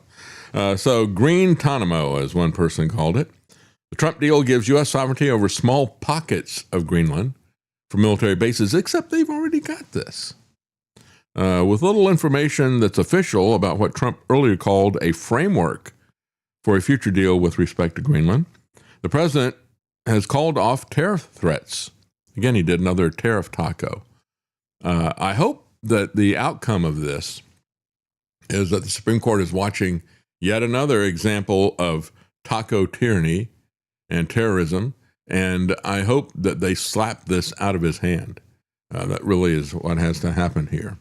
The president called off the tariff threats he's been putting there. The New York Times reports the announcement follows a NATO meeting on Wednesday where, quote, top military officers from the alliance's member states discussed a compromise in which Denmark would give the U.S. sovereignty over small pockets of Greenland, where the U.S. could build military bases, except we already have that. Again, this is nothing new. He's going to say that he got something new and different. That's a big part of all this theater. We've already had that. We've had that since 1951. And so the New York Times goes on to note that according to two of the officials who attended the meeting, the deal compares it to the UK's bases in Cyprus, which are regarded as British territory. And, of course, also to Gitmo, which is regarded as U.S. territory in Cuba. What wasn't reported is that the U.S. already has a military base in Greenland, the Pituffik military space base, where about 150 U.S. Service members are permanently stationed as of 2025. The U.S. significantly reduced its presence from 6,000 personnel during the Cold War. The number I've seen in the past was 10,000 right after World War II. The U.S. has a military presence on Greenland, has had it there since the end of the Second World War, when the island was left undefended. Actually, not the end, but during World War II. The island was left undefended during Nazi occupation of Denmark. The U.S. moved in, set up airfields, weather stations, and defenses, and watched for German submarines in the North Atlantic. 10 years later, the arrangement was formalized via a defense treaty with Denmark, which is part of NATO, and allowed the U.S. the right to operate military facilities there. Under the 1951 Greenland Defense Agreement, the U.S. was allowed to operate the base under a NATO framework as long as both Denmark and the U.S. remain NATO members. The Danish national flag must be flown at the base to recognize that the base is on Danish territory, but the U.S. is allowed to fly its own flag alongside the Danish flag on the facilities that it operates. So again, it's all about this stupid flag stuff. You know, we're going to kill people over who gets to fly their flag. Are you kidding me? This is why, you know, when you figure out what's really going on, you don't go to war for the politicians. You realize that they are the enemy. That's when you have a revolution. So this agreement was modified in 2004, giving the USA unrestricted access to the base. Danish Prime Minister has referred to this recently. He says the Americans want to expand their military presence beyond that. They only have to consult and inform the authorities in Copenhagen and in Nuuk, I guess is how you pronounce it. N-U-U-K. Is that Nuuk? I don't know. That's the capital, I think. It's probably not yuck. Yuck. It's like Three Stooges, yuck, right? yuck. Yuck, yuck. Woo, woo, woo, woo. Anyway, is it so it's all Trump theater, folks. It's all there for your amusement and your distraction. And it's all there for his ego, because now he can claim he's got a victory when he uses the treaty that was put in, 70 years ago. And extended a few years earlier than that. The U.S. will go from having a military base in Greenland on semi-autonomous territory to having a base in Greenland on autonomous territory. All Trump needs to do is change the name of the island to Green-Tanamo and declare victory, and the entire episode will be forgotten. There we go. So yeah, this formalized framework.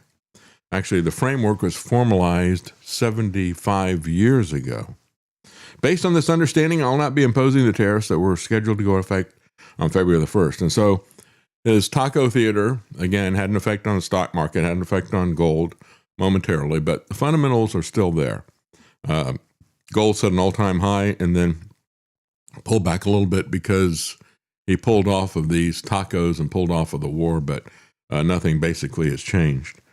So J.D. Vance, Marco Rubio, and Steve Witkoff will be responsible for the negotiations, and they will report directly to me, he said. So again, who could have seen this coming, they said, sarcastically. And as I said this all along, the bases could be added. They've already got the legal justification for that. There's no issue with that at all. And so this is just to make Trump look strong, to distract you, and to entertain you. That's what this has all been about from the very beginning. And he was at Davos. He mocked Macron, as I think made fun of his French accent. It's funny how those French people have French accents. Yeah, you stupid English types. So anyway, we're a great power, he says. We're much greater than people even understand. I think they found that out 2 weeks ago in Venezuela. This is a guy who, for someone who never takes a drink, he is drunk with power. If ever there was somebody who was on a power trip, this is it. Also, Stone Toss, the comic maker, did one the other day, and I'm going to pull it up so you can see it. I don't know if you've seen it yet. But it's just a real quick doodle he did. Yeah. How about Orange Land? That's good, yeah. Yeah, let's call it Orange Land instead of Greenland. That's he's already calling it Iceland. But, of course, the joke was that Greenland is full of ice and Iceland actually is green. They got a lot of volcanic activity there, I guess. As they put it in the Mighty Ducks 2, Greenland is full of ice and Iceland is very nice. Yeah, that's what we should rename immigration control and enforcement according to Wayne Allen Root. We should call them nice, and then everything will be okay.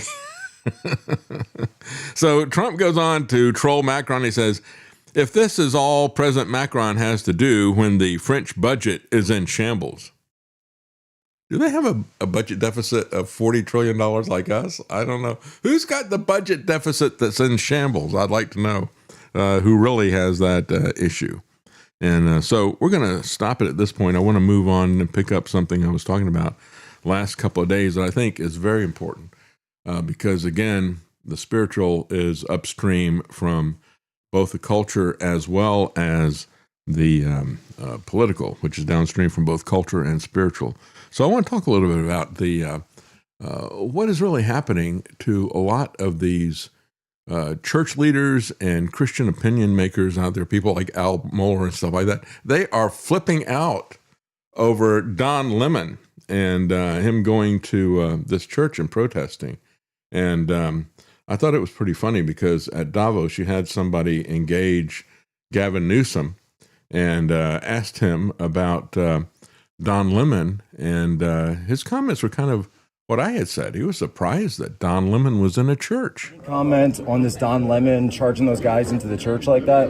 I literally It's funny. Someone mentioned Don Lemon and Trump the other day, and so I have no idea what that's It's about. a big viral story. He had a bunch of agitators. They ran into some kind of church. Don Lemon. Into a church? Yes. Maybe focus on this. No, but it's not even at this focus. I literally don't know anything about it. Okay.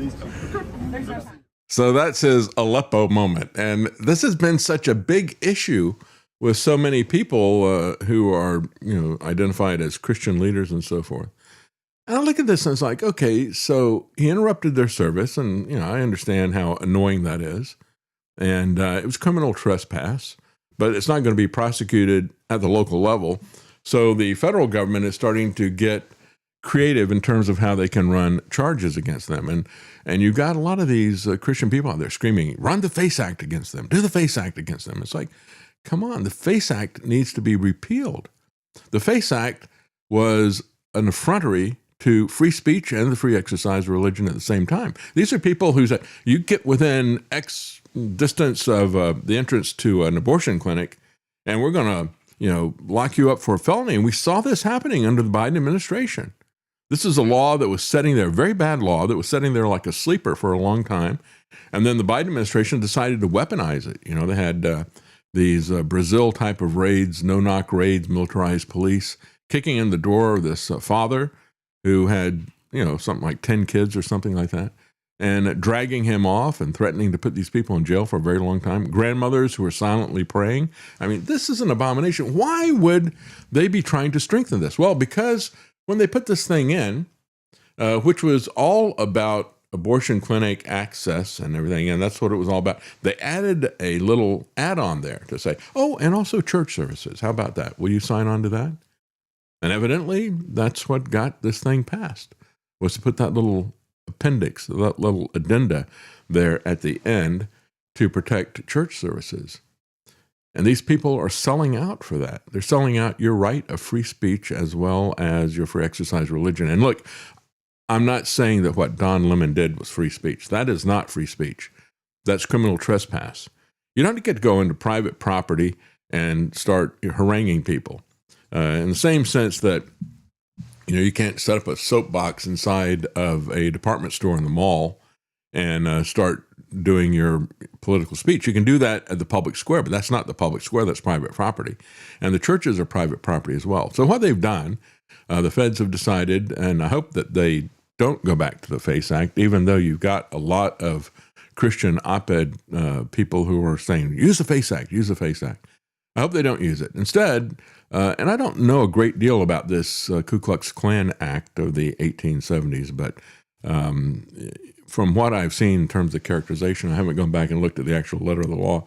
They've characterized it as something that the federal government can come in and bring charges against somebody for stopping somebody's civil rights. And of course, the free exercise of religion is a God-given right that has been recognized in the Constitution. So if that's all it is, you could use that in order to have some punishment against these people, try to stop this as established as a precedent that's going to be continually done. And I think that's their concern about it. So you see things like this one, protection, not punishment.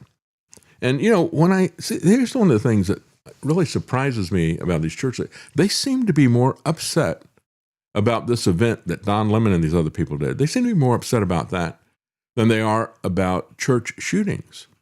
And I say that because this guy writes this whole long op-ed about how, well, we don't have to just be passive. We don't just have to turn the other cheek. We have a responsibility to protect the innocent. And we should be doing that in our church building meetings and things like that. And I agree with that. I've said that for a very long time. As a matter of fact, you go back to the early 90s, and Charles van Wyk, who I've interviewed a couple of times, wrote a book. He was in South Africa. He's a Christian missionary that was there when that church was attacked. And you remember the interview, perhaps. He was able to drive these people off. They found out later during the Truth and Reconciliation meetings. They said they didn't expect anybody would have a gun at this white, affluent, liberal church. He just happened to be visiting, and he had already gone through the mental processes to think, should I carry a gun to defend my life, to defend other lives? And it's like, yeah. And that's what this whole op-ed piece is about. And so he had thought about that and said, yeah, we have a obligation to protect innocent life. And that's exactly what he did. From way back in the back, he took a wild shot. He only had a revolver with 5 bullets in it. He took a wild shot at these guys. They came in the door with fully automatic weapons and grenades, hand grenades. They threw those in there. They killed, I think, something like 50 people or something. And so they're shooting the place up with fully automatic weapons and throwing grenades. This guy stands up with a little revolver way in the back of the church and takes a shot. And then he thought, I'm never going to hit anybody from here. So he goes out the side, goes out the back and comes back around the side and takes another couple of shots at him. Well, it turns out the very first shot that he took hit somebody. And then the fact that he starts to shoot at him from another direction, they thought they were under attack from multiple people in multiple ways. And so they ran away. It stopped the attack. But when I look at this, and this person is going through, well, do we have the responsibility to protect innocent life and everything? Perhaps they ought to go back and take a look at this church plant that Pete Hegseth goes to and explain to him what the purpose of real justified defense of innocent life. Yeah, we don't have to be passive about things, and we shouldn't be pacifist.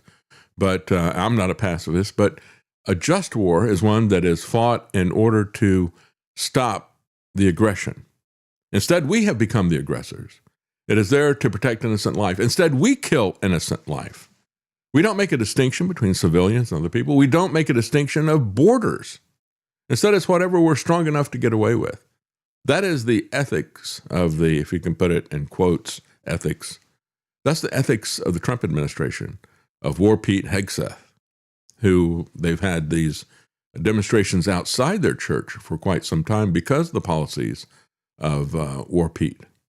And it's also the quote-unquote ethics of Stephen Miller as well. And so it goes back to a long line of, yes, you are justified. As a matter of fact, you're obligated to protect innocent life, but that means that you also have restrictions. You don't continue to kill people when they're disabled, as the War Pete administration is doing there at the Pentagon. It's defensive. And the purpose is to stop the hostilities, not to get even. And so that's what a lot of people are missing. And the other part of it is, when I look at this and yeah, they're talking about let's do defense. And they never, these same people never said that about the church shootings that were there. Yeah, you need to have some people who are armed, who are going to be able to defend the people who are there in a vulnerable situation. But now they're saying it because of this. And now they're saying this because the church got stopped. The church service got stopped. It's like, I remember there was somebody else who stopped church services everywhere. Donald Trump. They don't have a problem with that. As a matter of fact, you go back and you look at Al Mohler, who has really exercised about all this stuff. Al Mohler was saying, you obey your government, whatever they tell you to do. Romans 13, blah, blah, blah. You got that all wrong. And these people shut down their church services over a lie. And even if it had been real, as we said at the time, we said back in 2020, we said, we've had situations where there have been real plagues that have happened in communities where everybody is getting sick. People were worried that they were going to catch something. And yet they never shut down any of the churches during that time. And you had doctors who would go in and administer people, and you would have pastors who did. Now it's like every man for himself. And we're so afraid. We don't trust God, and we're going to shut this thing down. That's where these guys are. Well, there's also an interesting article about the Church of Scott Adams. And that got my attention, that headline. I thought, what are they talking about? And they said, well, Scott Adams' idiosyncratic deathbed conversion announcement has spawned a discourse that is more spiritual than political, reigniting age-old debates about Pascal's wager and the theology of Christian salvation. Remember, he said, well, hey, if I do this and you're right, then, hey, I win, when I do that. He said, he put it in openly game-centric terms. He said, it is a smart risk-reward calculation. He says, I hope it'll please my Christian friends. If they're right, I win. And if not, nothing is lost. By his understanding of what he called the, quote, dominant Christian theory. The language was echoed in the final message that was composed on New Year's Day and read by his first ex-wife at his passing.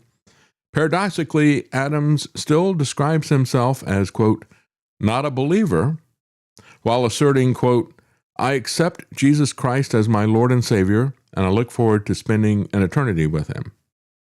Before his death, many gently tried to correct Adams and said, you'll wake up in heaven if you had a good life. They said that is definitely not the dominant Christian theory. He replied facetiously that all the complaining had almost talked him out of his decision. He never made a full response, saying that what happened next would be between him and Jesus.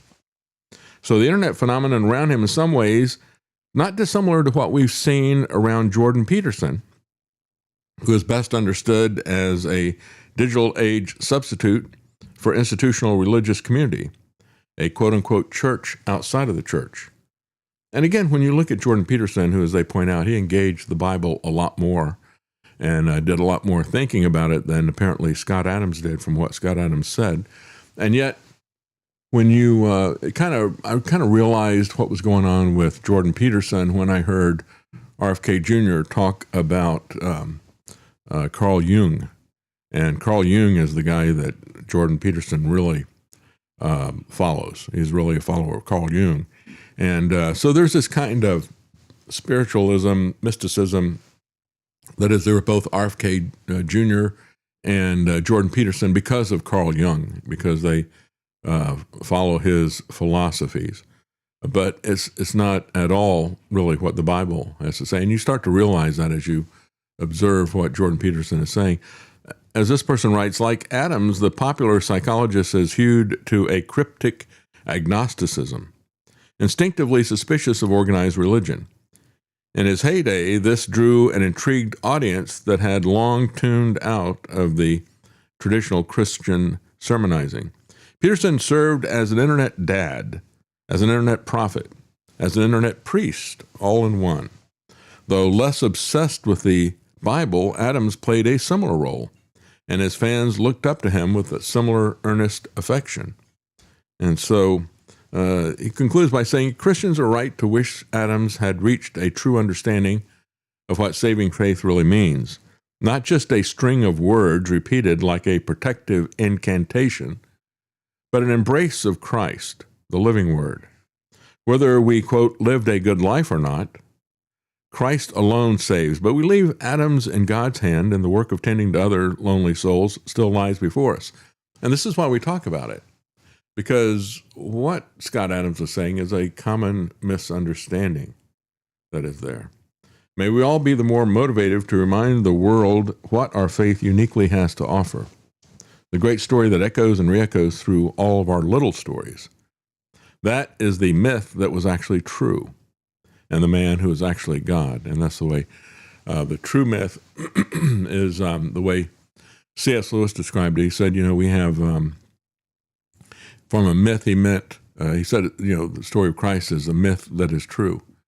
And by that, he means it is a narrative of great stature, And so most of the myths that are like that, the great narratives, are not based on truth, but they are, but the Christian myth, quote unquote, is true, and it is a great narrative, and everybody basically reiterates this redemptive idea.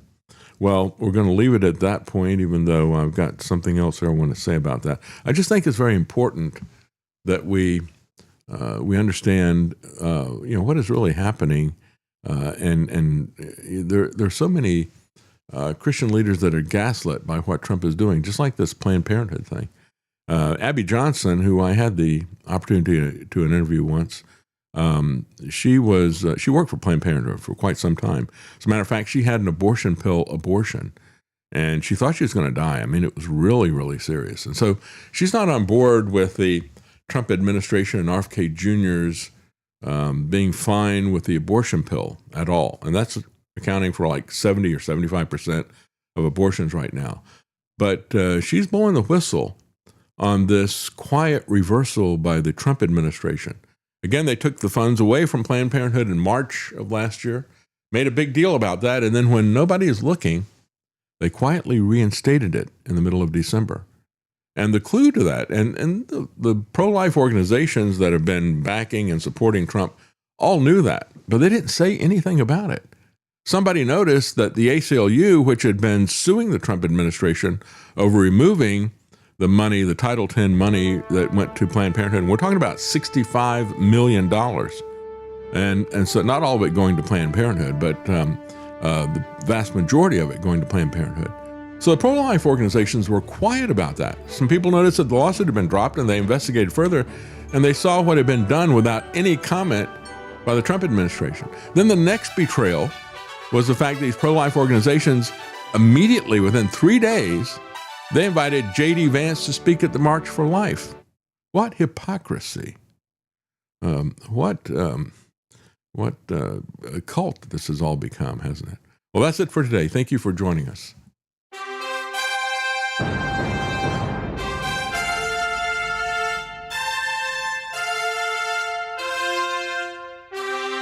The Common Man. They created Common Core to dumb down our children. They created Common Pass to track and control us. Their Commons Project to make sure the commoners own nothing. And the communist future. They see the common man as simple, unsophisticated, ordinary. But each of us has worth and dignity, created in the image of God. That is what we have in common. That is what they want to take away. Their most powerful weapons are isolation, deception, intimidation. They desire to know everything about us while they hide everything from us. It's time to turn that around and expose what they want to hide. Please share the information and links you'll find at thedavidknightshow.com. Thank you for listening. Thank you for sharing.